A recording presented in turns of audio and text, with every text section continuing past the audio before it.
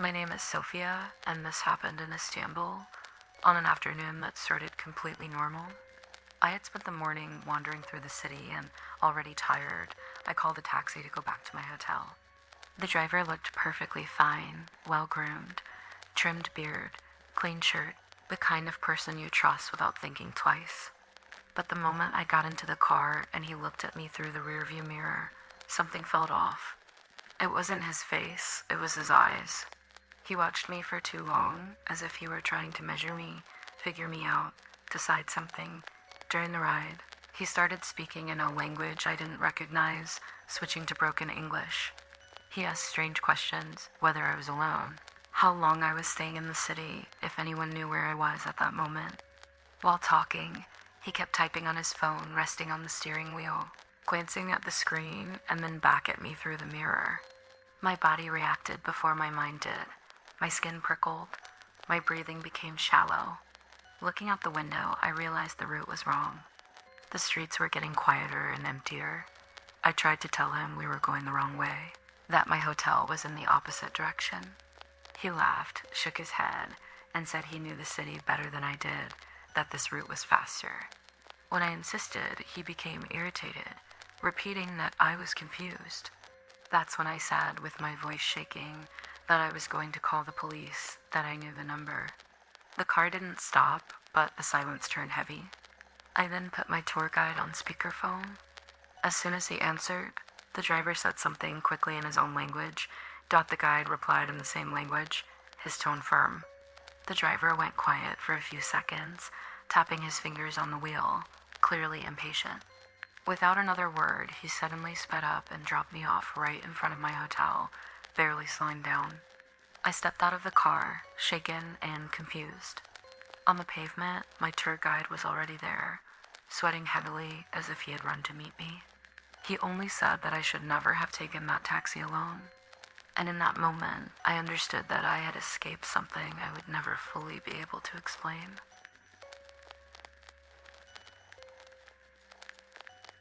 My name is Layla, and this was the worst decision I made while traveling.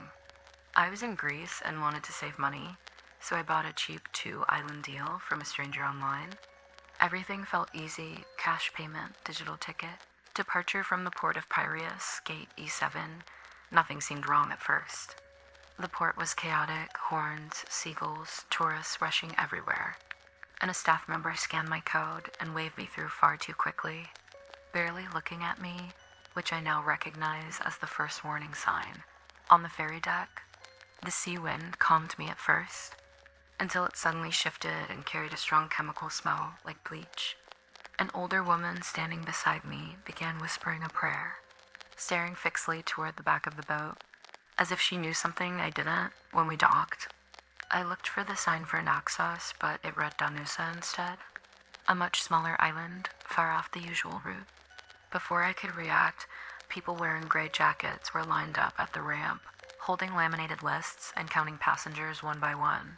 When it was my turn, one of them looked directly at my face and smiled.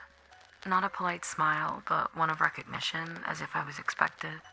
I tried to step back, pretending confusion, but a hand closed around my wrist, gentle and firm at the same time. I dropped my bag on purpose, and in the second he bent down, I slipped into the crowd and ran uphill toward a small chapel overlooking the harbor. I spent the entire night there, listening to footsteps below, slow and deliberate, moving as if someone was searching for something specific. At dawn, a fisherman agreed to take me to Amorgos in exchange for all the money I had left. Only once the boat was far from the port did my phone regain signal. It began vibrating nonstop before I even unlocked the screen. There were multiple emails. The first said they had noticed I hadn't disembarked correctly and asked if I needed assistance, requesting my exact location so a staff member could reach me immediately. Beneath it, another email from a supposed local tour guide claimed to be available right then, asking for the address where I was staying so they could meet me in person and sort everything out. As I read, my phone started ringing. Different numbers, one after another, international calls, local calls. Some hanging up instantly, others ringing until voicemail. The call log filled within minutes. I didn't answer any of them. I turned the phone off and didn't turn it back on until days later, on another island with a different SIM card. My name is Daniela, and this happened during an ordinary trip to Spain.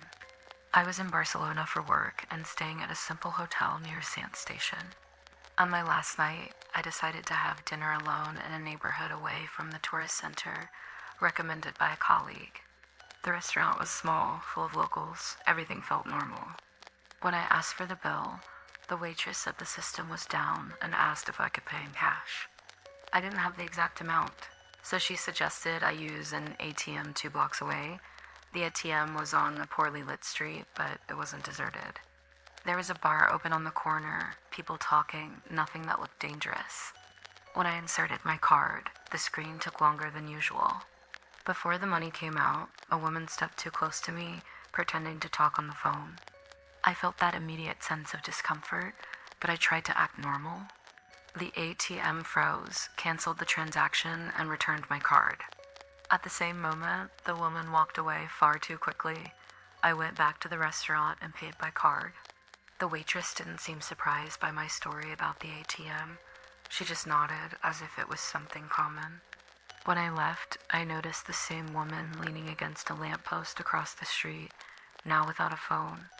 When I started walking towards my hotel, she did the same, keeping her distance. I went into an open pharmacy pretending to buy something. She stayed outside, watching through the glass.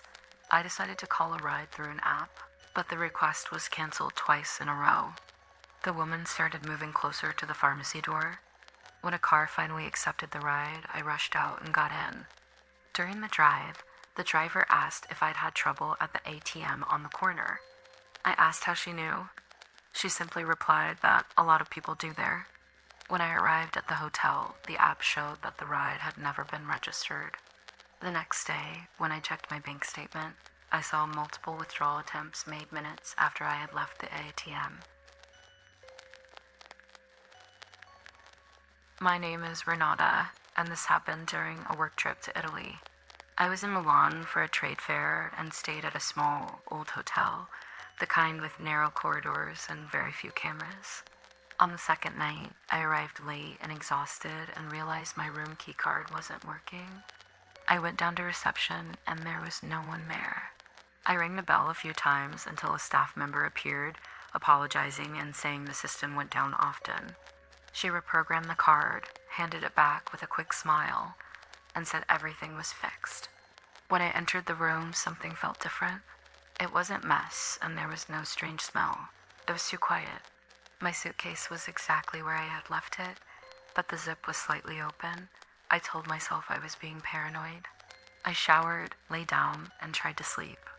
Around 3 a.m., I woke up to the sound of a key card being swiped at my door. One short beep, then another.